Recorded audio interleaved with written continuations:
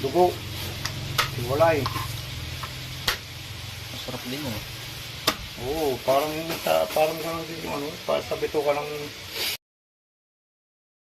Oo, yung ganun nga mismo. Oo. Ganda yung pagluluto.